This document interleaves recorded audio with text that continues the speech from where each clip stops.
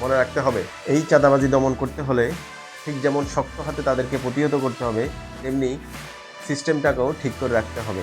দুটোর সমন্বয়ে কাজ করে সমাজ থেকে এই চাঁদাবাজির সংস্কৃতিটা মুছে ফেলা সম্ভব হবে। বাংলাদেশ আজ এক ভয়ঙ্কর সমস্যার মুখোমুখি দাঁড়িয়েছে।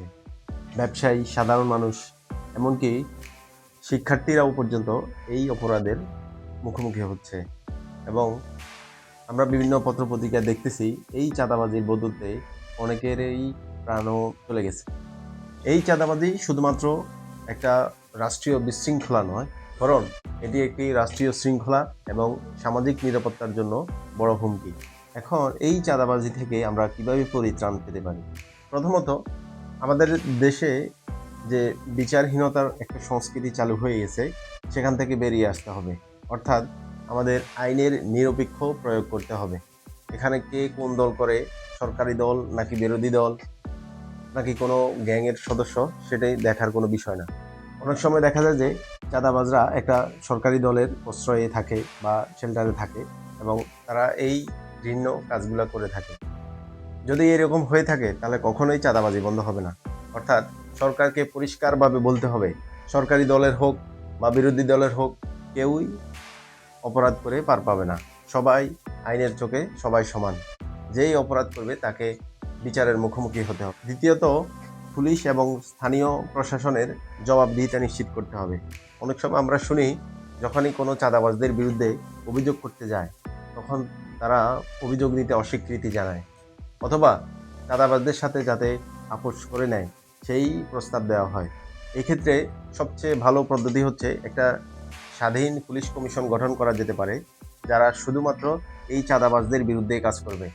তাদের কাজই হবে যেখানেই এই চাঁদাবাজদের দৌরাত্ম্য থাকবে সেখানেই গিয়ে হানা দেওয়া।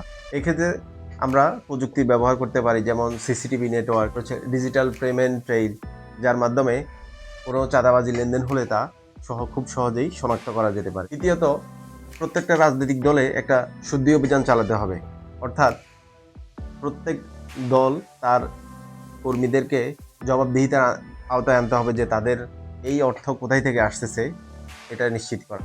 এক্ষেত্রে রাজনৈতিক দলগুলো দলীয় শৃঙ্খলা ভঙ্গের অপরাধের বিরুদ্ধে তারা শাস্তি প্রয়োগ করতে পারে এবং তাদের অভ্যন্তরেই দুর্নীতি বিরোধী সেল গঠন করতে পারে, যাদের কাজই হবে অভ্যন্তরীণ দলের মধ্যে একটা সুশৃঙ্খল বাহিনী তৈরি করা।